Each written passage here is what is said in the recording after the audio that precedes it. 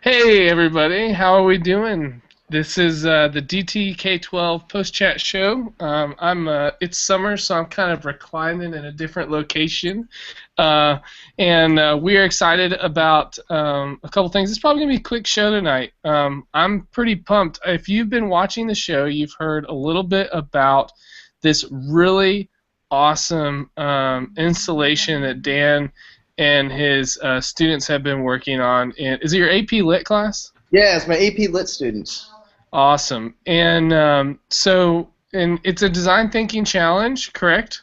Yeah. Oh yeah. So this is a real life exhibit that they are building in their schools right now, and it's actually like right now Literally being built. right now. This is So. actual people doing things. So Dan, before you show us, can you give us a little bit of the background about the whole thing? Well, the background is Chelsea and Keegan. So. And I heard something about some sort of sacrifice to some lord what? Yeah. Sacrificing to Macy? Yeah. Yeah. So this is the culminating project for our Watchmen unit. We wanted to have a project that kept the seniors motivated from when their test was over in early May all the way to the end. I think it's a win that it's 10 o'clock at night on a Wednesday. They just had their last music concert of the year, and they're all here. Like, I think we have like 75% of the class is still here, and like, so that's 27 kids. We got probably 20 still running around, working on stuff, installing stuff. We're doing we're using up 2 of our hallways here at the high school here at Mount Blue. Wow. And yeah, we've been working nonstop since this morning. We've been working on this pretty much nonstop for like 4 weeks.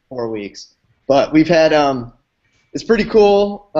We've had Ralph King has been here today with his film crew, doing some cool documentary style footage. Maybe hopefully. That is going to be something rad for the future.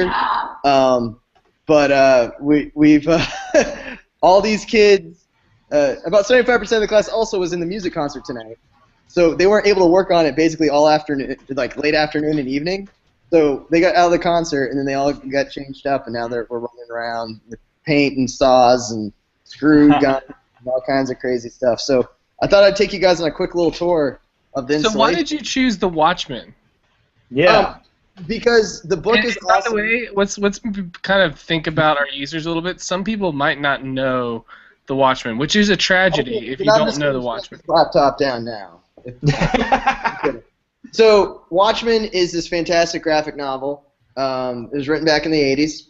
Alan Moore wrote it. Dave Gibbons drew it. And what we're doing, I've taught it now for, I don't know, 12 years. It's like the Citizen Kane of comic books, essentially. And there's a ton of literary merit to it, and I won't go into the whole depth and detail of that now. It's not the time or the place. But it's a incredible graphic novel. It deals with what if superheroes existed in real society, essentially. I mean, that's what it distills down to. So to demonstrate their knowledge, I've taught this for many years. I've taught it to AP Lit kids. I've taught it to my pop culture classes. But the last couple of years, we've tried to go even more literary with it. The last probably 5 years. And this particular group of kids and last year's group of students are really, really artistic. They think outside the box. They have a tremendous amount of talent all the way around. So I thought, well, let's save Watchmen for the end of the year, and then we can do something big. Last year we tried to do an art installation, and it went okay. But our ambitions exceeded our ability to execute. And this year I thought, well, last year we had 9 students. This year we've got 27. So I kind of figured, scale up, right? Like, probably can pull this thing off. And this group of seniors happens to be really, really good at executing. So I said, let's do it then. Let's do this thing in May. And then it just so happened that Ralph found out about it, and that all piece is kind of like a side item to it. This was going to happen anyway. And they we conceptualized. We went through all the we used the deep DT model. That's what I've been using all year, and I'm still using it. So go Mary. Awesome. And so we discovered, we empathized, we experimented a lot. The empathy piece on it, because it's not really solving a problem. It's interesting because it's not solving like a defined user problem, but it's solving a problem for me, which is how do you keep your seniors motivated for the last 4 weeks of school? So there's value there. And two, when we talked as a group about what's this project going to look like, we talked a ton about what are the users going to experience when they walk through? What if they don't know Watchmen? What will it be like? Like, how can we make a meaningful experience for the students here at the high school who won't have any point of reference with the book? And it shifted it to being this theme of the growth of identity, which is a dominant theme in the novel. Of who, what does it mean to be who you are, and questioning all those parts about you that define who you are. And that's a pretty seminal concept for teenagers. So we found all these kind of sub-themes, and then they broke up into these groups, and each group is responsible for a pair of themes, and it's, yeah, I mean, I'm going to be writing a lot about it and putting up a lot of pictures and stuff here in the next couple of days, and over the coming weeks you'll see more and more of what happened. But we figured out that we wanted the kids to walk in the next day and kind of like, what? As opposed to watching it unfold. We really wanted it to have, kind of like Watchmen is, kind of like punches you in the face. Sure. And you kind of go, whoa, what just happened in this book? That's going to be the experience these guys are going to have. These students are going to have tomorrow, we hope. And, yeah, so it's pretty rad. So do you guys want to see a quick... Let's bring it on. All right, so in here we got, this is going to be a little weird because I'm using my laptop to do it. But we've got some signage that's going up. We got a crew back there working. We've got masks going in. We've got we've got access to the display cases. So we're gonna do this mask thing going on. We've got spray paint going.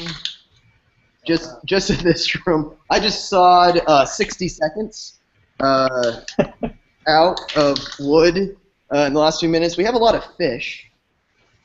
So the space. Dan, we're losing your video. Uh-oh. I'm probably moving it too fast. Is that better? Not yet. It's almost there.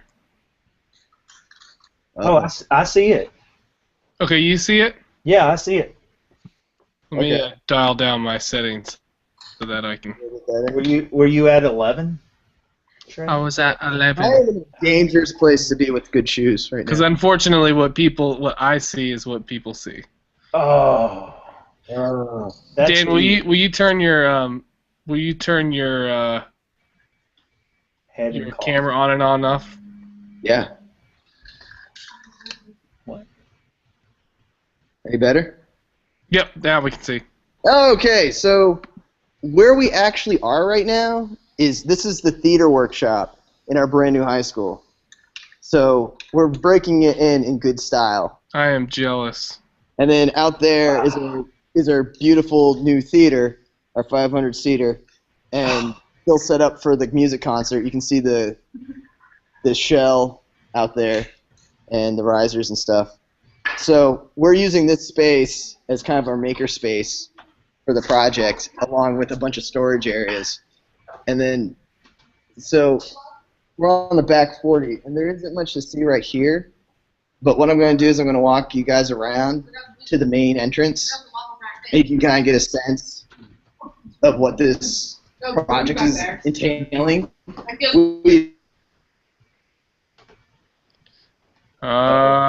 He doesn't understand that when you move between wireless access points, Oh, it drops you. it drops you. So we'll see about Dan. Oh. We'll have Dan back in a second. You know what's really cool about what Dan is doing is I think that I love the fact that he's actually considering this question of what does. Oh, I think he's back. Oh, I'm back. Am I back? All right. Yeah. Okay. But sort of. You're not fully back yet. Okay. Hey, can you guys stop hammering for a second? Yeah. Let's get you into position, Dan, and we'll get your camera to come back on. Okay. There you go. You look good now. We good? Dude, I always look good. Some of my skill sets. So we're here in the main lobby now of Mount Blue. And, hey guys, we're live on the internet. Hey, there's more of the install team. That's awesome. And Asher's using one of our digital media. Jacob, stop hammering! No, there's no such thing as hammering lightly. That was the lack of emotion that we were talking about in the chat. Yeah. So people are gonna walk in this main door. Like what you're looking behind me is what people are gonna see when they first walk in the morning, or at least a portion of it. And you can see Astra back there. She's documenting the whole thing using one of our digital media programs, super sweet SLRs. This is one of our big essential questions. It's a Lewis Carroll quote. Oh yeah. Who in the world am I? That's the great puzzle. So I didn't define that. That was an essential question the kids developed themselves. And so what happens is they come in, the users are going to come in, the users being the entire student body. They're going to come in the main entrance, and then they have a choice to make. They can go up the balcony, or they can follow down what we call Main Street. Doesn't matter which way you go, you're going to experience a parallel experience. The way we designed it was so that all the themes are recognized in both their negative and positive connotations, which sounds really confusing when I say it, but when you see it, it makes more sense. So like one set, like each chapter is kind of You like went all Bo Adams on us there, I think. Yeah, a little vocab. Vocab there. yeah. It's the balance of negative and positive space. Yeah. Well, hey, it is a literature class. All right. So here's one of the installations. Big words. Watch out, there's gonna be some nudity. The Vitruvian Man here, Oh. recreated by one of the students, and the whole point. She's got this. See if I can show you this. It says, "Take me, everything will become clear." Oh. And what you do, you can't see it so well there, but there's a mirror, right? Sure. And she's written all the text on this thing backwards. Shut so you up. have to look at it over your shoulder. Oh. And That is so That is awesome. smart. right? That's the kind of kids that I work with every day. Wow. We're up That's in the amazing. woods, but we got some pretty awesome thinkers. And I won't walk you, I won't take you through the whole thing because I know, 20-minute show, but give you a sense of the scope. So this whole hallway is full of more installations. We've got crazy stuff like this thing, this hand made out of wood. So Dan, would you talk a little bit about how, more directly, how this is connecting to Watchmen, and maybe even the process of how you got here? Yeah. So to get from Watchmen to here, what we did is we used Jen's favorite. We used sticky notes, and we did basically a big old thematic empathy map. And said, what are all the themes that people have noticed? What are the symbols? What are the objects? What are we seeing that resonates through the book? And then we figured out what were what ones were we all seeing, and also which ones spoke to us, as users of the book. What Don't one walk said, much further. I think you're about to get to the end of an access point. don't go any further. No. Okay, I'll back her up. So There you go. You're good. we did that, and we moved stuff. We moved all the sticky notes around, and we found commonality, and we started to identify what those key themes were that we think were the most significant, but also looked at the symbolism and looked at the repeated images, looked at the repeat ideas, and then we took those motifs, we took those those themes, and we started distilling and saying, okay, so what could we do? How can we get these ideas across? And really, it was a matter of one of the kids in the class just walks up and says, what if we, actually, she didn't say it, she whispered it. In the middle of class, walks up, stands next to me, and she's just whispering. I love it. What if we? And she starts drawing this map. Oh. This map of these two concentric clocks. 12 points. And Nice. says, what if each chapter, there's 12, so we're 12 themes, and they don't have to reflect right off of the chapter, but what if we have 12 areas? And that became, well, how do we show this, this conflict between good and evil and the gray space in between? And so at every point, I can show you this. At every point, there is a number. Like over here, they gotta flip these. This shouldn't be, oh no, it's right. So this is number 4. And if you can see at the top, it's black. Get that. Can you see that? Yep. Yeah.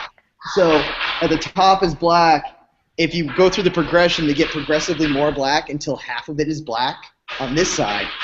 And then on the opposite side of the hallway, the black starts at the bottom and works its way up. So when you get to 6, 6 doesn't have a pair. 6 is that halfway point. And 6 is like the median where you're 50% good, 50% bad, and then you move on forward from there. Wow. So the themes, and what we ended up doing was discovering that for all these themes, there were kind of like 4 points on a compass to each theme. So there's like this polarity, this polarity, this polarity, and this polarity, and conceptually each installation is focused on one of those 4, with the contrasting, the north and south of it on one side, of the east and west in one. Wow. So like immersion, submersion, isolation, and solitude. Wow. So if you want to think of those as being 4 points on a compass, all around, the idea of connectedness. Wow. Solitude is the positive connotation Yeah. of isolation, which is the negative connotation, and immersion is the positive connotation to the negative connotation of submersion, even though they essentially mean the same thing. Yeah. Dan, you're just an English teacher, right? Yeah. It's something that you keep coming up with when you're on our chat, is that when you go and present at places, like you'll say, I'm just an English teacher, and people are like, oh, you're so much more than an English teacher. But you're just an English teacher. And one of the things that I love about what you're doing, I had a conversation with a teacher at our school this week, is saying, I'm just doing what I normally would do in my classes, but what design thinking, Deep DT, has actually allowed me to do is to consider a framework of shifting my pedagogy a little bit, reorienting it a little bit in order to create something brand new and different. And like, who can say that their class developed, this incredible exhibit that kids are going to be able to experience? But the truth is, you would cover the exact same things that I know you would. You would talk about thematic development. You would talk about what are the deep messages that are embedded within this story. How is it that we can interact with it and apply it in our lives and actually wrestle with it? What is authorial intention? What is Alan Moore actually trying to communicate through this amazing work? These are all things that you would do anyways, and it's just taking a leap of faith. Like, I really feel like it's a little bit of a risk, a bit of risk, and from our side conversations we've had. But the truth is you're starting to see this thing come together, that it's not just students. And one of the reasons why I think the students are there at 10 o'clock, 10:30 at night, and almost all of your classes doing it, is I really believe you are tapping into something that we need to rethink in our ed and inside of our pedagogy, is how do we get students actually breaking down the walls and doing real-world work, even within their own school, Right. that they can become passionate about. And so, Dan, like, yes, I want to celebrate that you're just an English teacher doing this. Yeah, well, you know, yeah. I mean, you just said it. I don't think there's anything I can add more to that. I think next year. This is funny. I'm already thinking about next year's project. We're not even finished. I'm already thinking ahead to next year, and I'm trying to think like, all right. So this year we did it on this scale, and this is cool. But next year, what if we could actually solve a problem? Hey Ryder, when you have a minute? Do you know what I mean? Oh, I'm getting beckoned, so I should probably roll. Yeah. So anyway, yeah, next year I want to try to solve a real problem. Awesome. Well, Dan, please. You know? take- So I don't know. Yeah. I don't know what will happen, but we're gonna do something. Well, Dan, please take plenty of pictures. We need to make sure that we blog and all that sort of thing.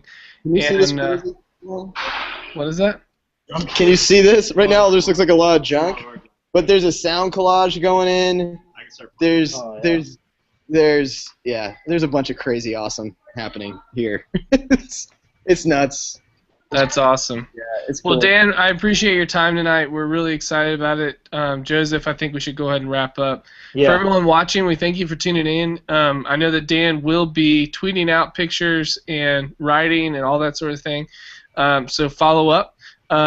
We are going to be moving into a summer schedule. I don't know what that's going to look like because we've never done this before in the summer.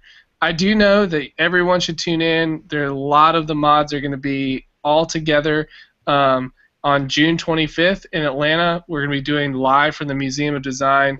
Dan and I are going to be the hosts, and we're going to have a really fun time talking to mods live in person. So you'll definitely want to see that. We are shifting the time of DTK12 Chat to 7 p.m. Eastern.